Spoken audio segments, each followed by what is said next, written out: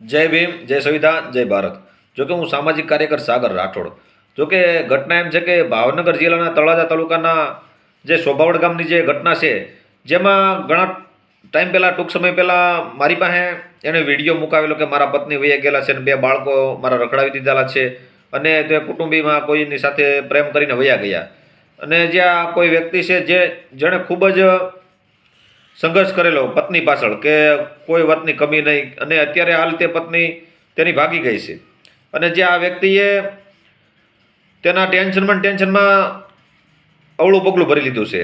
એટલે કે આવું ન કરે, કેમ કે જેના બે બાળકો છે એ પણ રખડી ગયા અને માવતર પણ જે અત્યારે કોઈ પરિસ્થિતિ એવી નથી કે તેને રળીને ખવડાવે.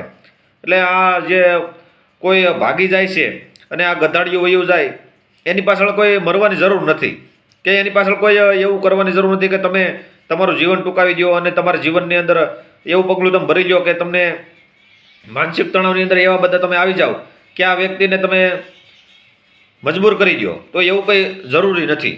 કહેવાનો મતલબ એ છે કે એને કરી બતાવવાનું હોય કે એણે કદાચ ન નિભાવી શકું તો એક બાપની વ્યાખ્યા તરીકે એને માનો પ્રેમ ને બાપનો પ્રેમ આપી અને બાળકોનો ઉછેર કરી અને એનું ભવિષ્ય સુધારી અને બાળકોને કોઈ સાહેબો બનાવી, કોઈ અધિકારી બનાવી, આવું બધું કરી અને બાળકોને આગળ લાવી. એટલે આ કોઈ એનો અંત એ નથી કે ભાઈ કોઈ જીવન ટૂંકાવીને કોઈ અંત નથી કે જીવન એનું બરબાદ કરી દેવું કે આપણે એને બતાવી દેવું કે માનસિક તણાવની અંદર આવીને આવું પગલું ભરી લેવું, એ કોઈ શંકાનું સમાધાન નથી.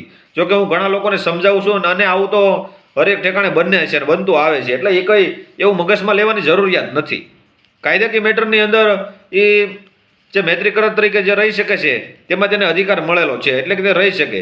પણ આ બે છોકરાની માને જે લઈ જાય છે અને જે એનો માળો વીખી નાખે છે, એટલે એ ક્યાંય ગમે ત્યારે તે પાછો આવે છે અને ગમે ત્યારે એ દુઃખી થાય છે અને હેરાન પરેશાન થાય છે. કેમ કે કોઈનો માળો વીખવો એ વાત સારી નથી. વસ્તુ છે કે કોઈ જો પ્રેમ કરે, પ્રેમ કરવાની કોઈ ના નથી, પ્રેમ થઈ જાય. પણ કહેવાનો મતલબ એ છે કે પ્રેમ થાય પણ કોઈ કુંવારી દીકરી હોય, કોઈનો માળો ન વિખાતો હોય અને એની સાથે પ્રેમ થાય, પુખ્ત વયની હોય, એકબીજાને પ્રેમ થાય અને એ જીવન સાથી તરીકે એકબીજા સાથે રહી શકે અને કોર્ટ મેરેજ તરીકે કરી શકે, તો આ એને પ્રેમ કહેવાય.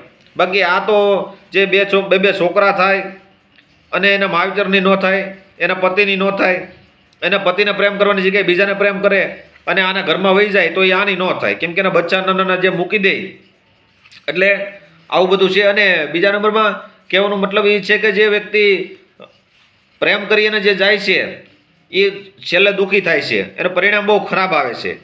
અને જે લવ મેરેજ કરે છે કે કુંવારી દીકરી હોઈને જે પ્રેમ કરે છે ને, એ તો કંઈ એનો કાયદાકીય રીતે એનો અધિકાર છે કે એમાં કાયદાકીય એને સ્વતંત્ર અધિકાર મળેલો છે કે પ્રેમ કરીને તમે લઈ જાઓ. પણ બે છોકરાની માઓને લઈ જવાનો એવું કોઈ હેતુ નથી કે ભાઈ એ કોઈ મેન્યુ એવું નથી. પણ એ મૈત્રીકરા તરીકે રહી શકે, એને કોઈ કોર્ટ મેરેજ થતા નથી. અને છેલ્લે એ પસ્તાય અને જે આ લોકો અવળું પગલું ભરી લે છે અને છેલ્લે કોઈ વારો નથી આવતો પસ્તાવા સિવાનો, અને બાળકો પણ રખડી જાય છે અને બાળકોનું ભવિષ્ય પણ બગડી જાય છે. અને આને ટૂંકમાં રાંડું કહેવામાં આવે છે અને ગધાડિયું કહેવામાં આવે છે. જો કે પ્રેમ કરતા હોય અને જો કોઈ ફરી ગયું હોય કે ભાઈ કોર્ટમાં જઈને, પોલીસ સ્ટેશનમાં જઈને ફરી જાય કે માવતરની સામે જઈને ફરી જાય, તો એ એક એનો માળો વેખવાની વાત નથી. એ તો કુંવારી દીકરી હોય ને પ્રેમ કરી શકે, એનો અધિકાર છે, કાયદાકીય રીતે એને સ્વતંત્ર અધિકાર મળેલો છે કે ગમે ત્યાં એ પ્રેમ કરી શકે ને સાથે રહી પણ શકે.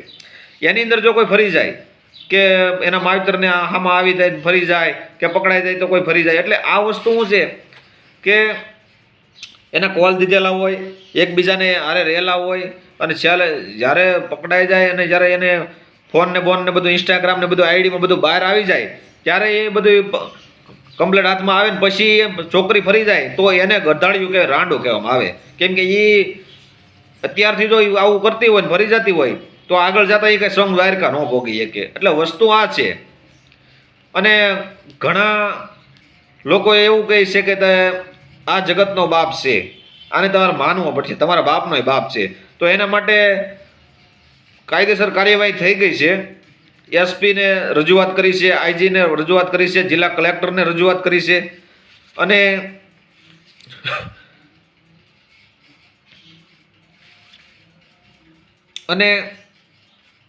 રેન્જના વડાને રજૂઆત કરી છે અને સમાજ કલ્યાણની અંદર પણ એ અરજી દેવાઈ ગઈ છે. અને મોટા ખોટોડા પોલીસ સ્ટેશનની અંદર પણ એ અરજી દેવાઈ ગઈ છે. એટલે ટૂંક સમયમાં વાગતું માંડવી આવશે અને ઘણા ખહુયા ઘણા ટાઈમથી સોંટ્યા હતા એટલે આ એ બધું કમ્પ્લીટ થઈ ગયું છે.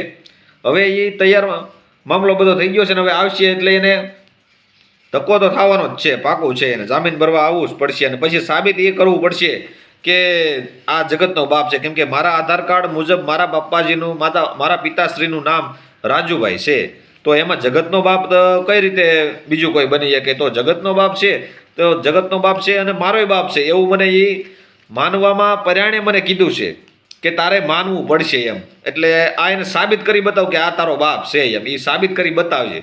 કેમ કે એ કોર્ટમાં સાબિત કરવું અઘરું થાય. મોઢે તો બધી વાતો થઈ જાય પણ કોર્ટની અંદર સાબિત કરવું બહુ અઘરું થઈ જાય.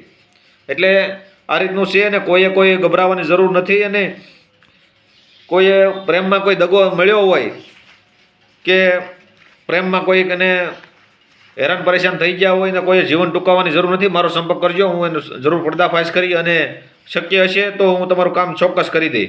પણ કોઈ જીવન ટૂંકાવી અને તમારું કાંઈ એવી રીતે કાંઈ શંકાનું સમાધાન થઈ જતું નથી. જય ભીમ, જય સંવિધાન, જય ભારત.